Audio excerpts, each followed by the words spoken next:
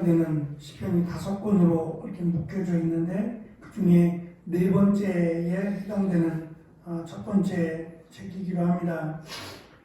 이 시편 90편의 표제를 보시면 하나님의 사람 모세의 기도라고 되어 있습니다. 이것은 아마 후대에 시편을 편집하면서 시편을 모음집으로 첫 번째, 두 번째, 세 번째, 네 번째, 5번째를 모음집으로 엮으면서 편집자들이 이 표제를 붙인 것으로 그렇게 이해를 합니다. 왜 모세일까? 이 시의 배경이 되는 것은 지금 이스라엘 백성들이 포로로 잡혀갔을 때입니다. 포로로 잡혀갔을 때에 지은 시인데 왜 굳이 모세의 기도라고 이런 표제를 붙였을까? 이 내용 자체가 단순히 모세의 기도가 아니라 이스라엘 백성들, 지금 이스라엘 이 시를 노래하고 있고 이 시를 암송하고 있는 이스라엘 백성들이 이 모세가 태어났던 그때 애굽의 노예로 살았던 그때와 지금 처지가 너무도 비슷하기 때문이에요. 물론 모세가 애굽의 노예로 있을 때, 모세는 노예가 아니었지만 모세가 태어날 그때는 이미 애굽의 노예로 살아가고 있었을 때였습니다. 물론 그때 모세가 기도한 건 아닙니다. 하지만 이스라엘 백성들이 기도했고 그 중심에 모세, 이제 태어난 모세가 있었음을 그것을 기억하면서 모든 기대 또는 자유와 소망이 없었던 그때를 다시금 회상하면서 지금 이스라엘 백성들의 처지가 바로 모세가 태어났던 그때와 너무 비슷하기 때문에 모세의 기도라고 하는 표제를 붙이게 됩니다. 이스라엘은 먼 시간이 흘러 수천 년이 흘러서 다시 과거 애굽의 시대로 돌아가고 말았습니다. 모세는 그때 이스라엘 백성들을 이끌었던 지도자였고 지금 모세와 같은 지도자가 없는 거예요, 사실은. 그래서 과거의 영웅이었던 출애굽의 영웅이었던 모세를 다시 부르고 있는 겁니다. 특별히 하나님께서 이스라엘 백성들 광야 가운데서 또는 그 애굽에서 화가 나셨을 때에 모세가 중재를 합니다.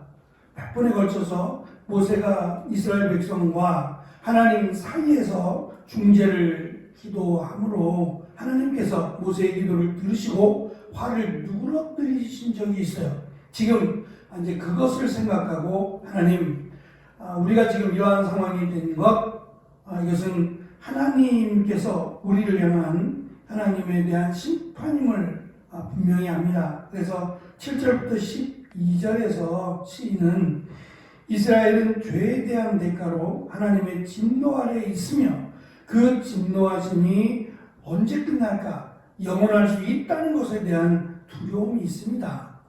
모르는 게 아니에요. 하지만 지금 기대할 수 있는 것은 하나님께서 화를 누그러뜨리는 것, 분노를 멈추시는 것밖에는 없다고 생각을 하는 겁니다. 그래서 시인은 그것을 목적으로 해서 이 시를 기록합니다.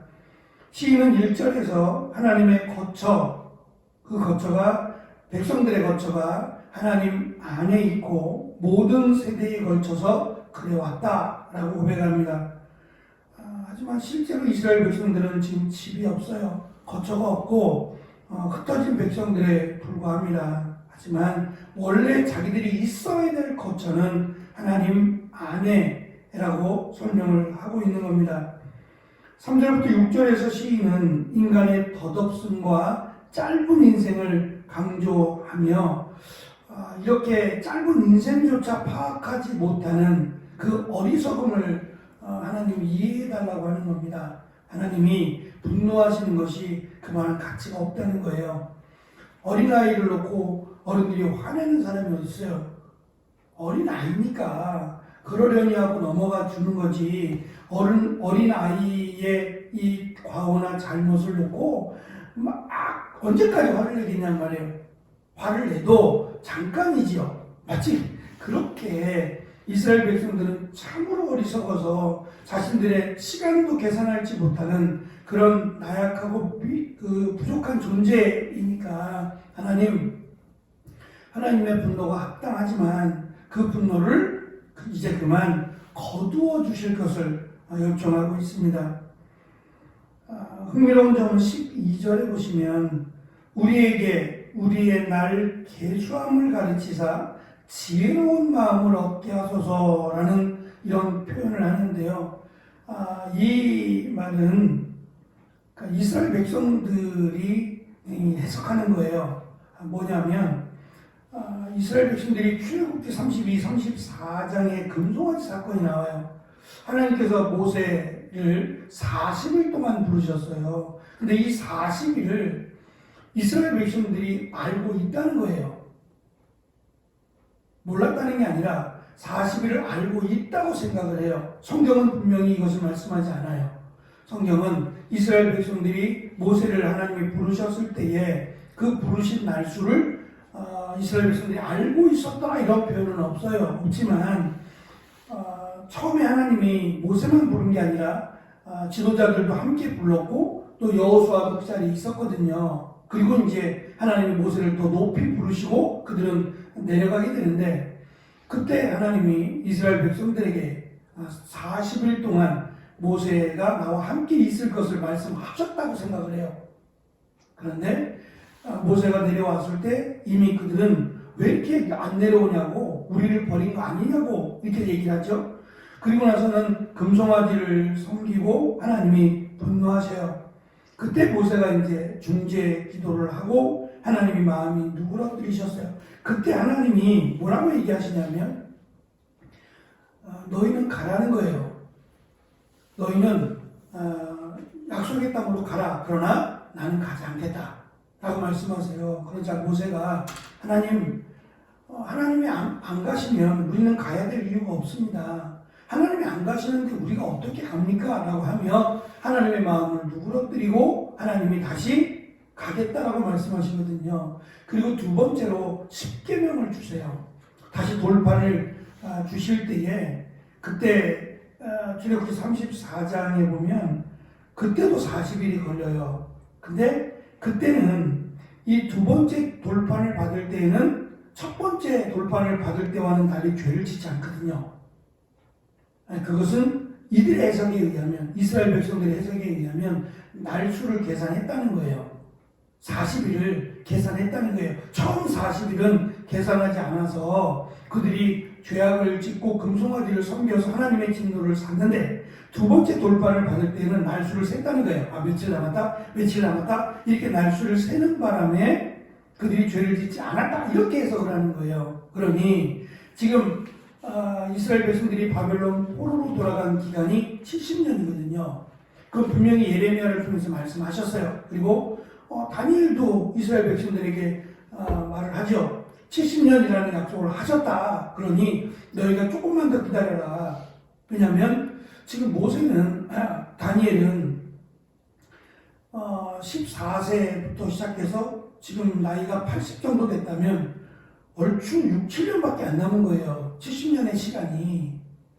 얼마 안 남았잖아요. 그러니까 정신 바짝 차리고 너희들에게 하나님이 주실 이 자유의 약속, 회복의 약속이 얼마 남지 않았다. 그러니 이 날수를 계산하고 정신 바짝 차려야 된다. 이걸 강조하는 것처럼 지금 이 시편에서도 분명히 출애굽기 32, 34장에서 이스라엘 백성들이 하나님 앞에 범죄함으로 하나님의 진노를 사고 멸망당할 뻔한 적이 있었다.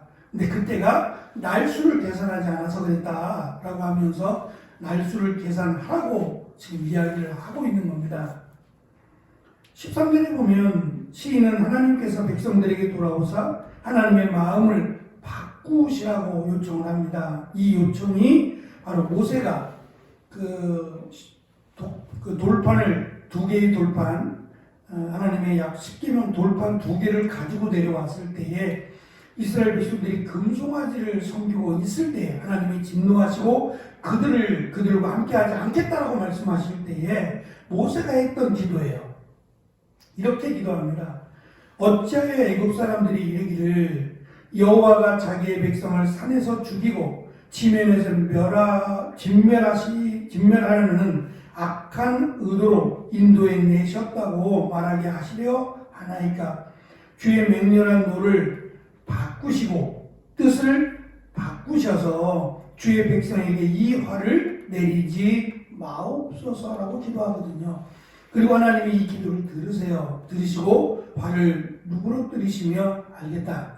내가 다시 너희와 함께 가겠다. 그렇게 말씀하시거든요. 요 기도를 지금 시인이 하는 겁니다. 우리는 날수를 계산하겠습니다. 다시 모세의 시대로 돌아가서 모세가 중재했듯이 이렇게 기도합니다. 하나님, 하나님의 마음을 바꾸어 주옵소서라고 기도합니다. 그리고 마지막 14, 17절에는 기쁨의 날수가 고통의 날수와 같아지기를 원하고 16절은 하나님의 행하신 일과 영광이 백성에게로 다시 돌아오기를. 그래서 이 영광이라고 하는 것은 잘 살고 그런 것이 아니라 하나님 안에 거하는 것, 이것이 영광이었다라는 것을 시인은 고백합니다.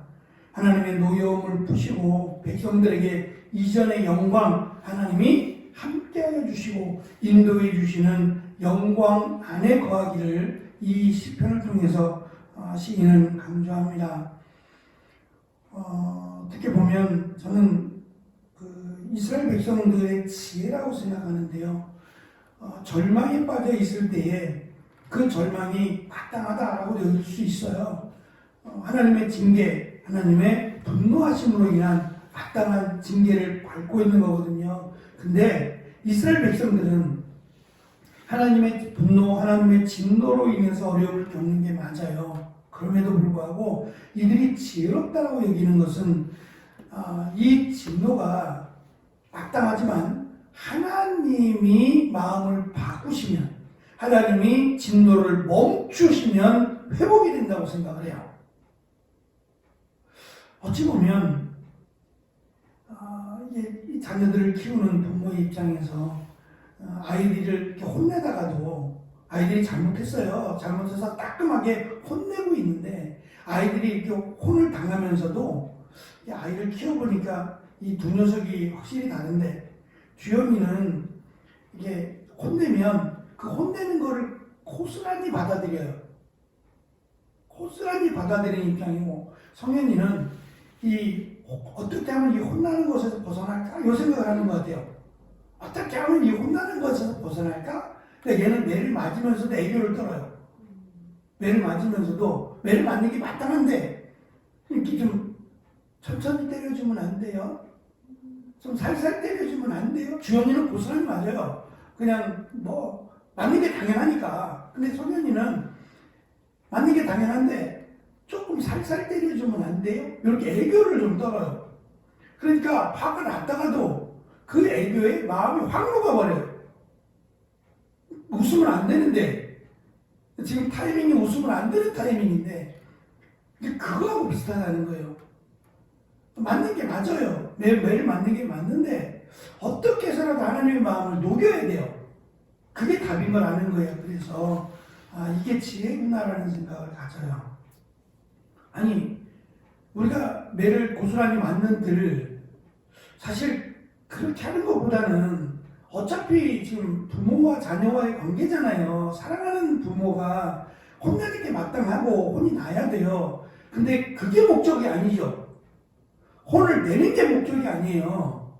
그러니까 자녀에 대해서 사실은 분노하는 게 아니라 얘를 바르게 가르치려는 데 목적이 있는 거예요. 그러면 한 대만 맞아서도 될 수도 있고, 따끔하게 혼이 나도 될 수도 있는 거예요. 근데 사실은 그 부분이 지금 이스라엘 백성들은 이 정도면 되지 않았어요? 라고 말하는 거와 비슷하다는 거예요.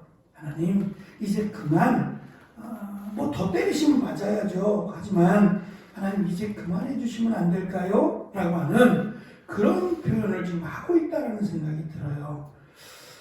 이 시를 제가 살펴보면서 그냥 웃음이 나와요. 웃음이 나와요. 아이들 생각이 나서도 그렇고, 때리세요. 그냥 제가 잘못했으니까 매를 맞을게요. 그럴 수도 있지만 그만 좀 때려주시면 안 돼요. 맞을 만큼 맞았으니까 이제 그만 나를 좀 안아주시면 안 돼요 라고 말하는 듯하게 보여서 그냥 웃음이 나와서 안아주시겠구나, 불쌍해서라도 그냥 안아주시겠구나 라는 생각이 들었어요. 이게 지혜인 것 같아요.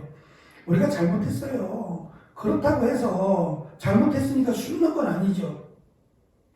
숨는다고 답이 나오겠어요. 오히려 가서 죄송하다고, 제가 잘못했을 때 다시는 안 그러겠다고 오히려 부모, 어머니에게, 엄마에게, 아빠에게 가서 안아버리는 것이 아이들이니까 가능한 얘기잖아요. 그러니까 하나님, 이스라엘 백성들의 어리석음 얼마나 어리석은지 오늘 내일도 구별 못해요. 이런 어리석은 어린아이와 같은 우리입니다. 이제 그만 하나님 용서해 주시고 분노를 거두셔서 다시 하나님의 백성으로 안아달라고 하는 이 시를 이스라엘 백성들은 지금 절망 가운데서 노래하고 있습니다. 그래서 지혜롭다는 생각이 들었어요. 어려움 가운데 있으면 이 어려움 때문에 좌절할 것이 아니라, 어렵지만 오히려 하나님 앞에 나와서 진짜 어린아이처럼 떼를 쓸 수도 있잖아요. 하나님, 나를 좀 사랑해 주시면 안 되냐고. 그게 더 지혜롭다라는 생각이 들었어요. 그것이 오히려 더 부모가 자녀에게 바라는 마음인 것처럼 하나님께서 이스라엘 백성들이 원하는 마음을 이 시인은 정확하게 알고 있다라고 하는 생각이 들었어요. 하나님의 분노를 거두시고 이스라엘 백성들에게 다시 출애굽하게 하신 그 자유와 은혜를 허락해 주시기를 이 시를 통해서 시인은 노래하고, 또 이스라엘 백성들도 함께 노래하며 하나님께서 우리에게 은혜를 베풀어 주시기를 그렇게 간구하고 있습니다. 이 시를 통해서 우리가 좀 지혜를 깨닫고 어떠한 경우라도 하나님 앞에 나아가기를 힘쓰는 귀한 은혜가 있으시기를 간절히 축원합니다. 기도하겠습니다.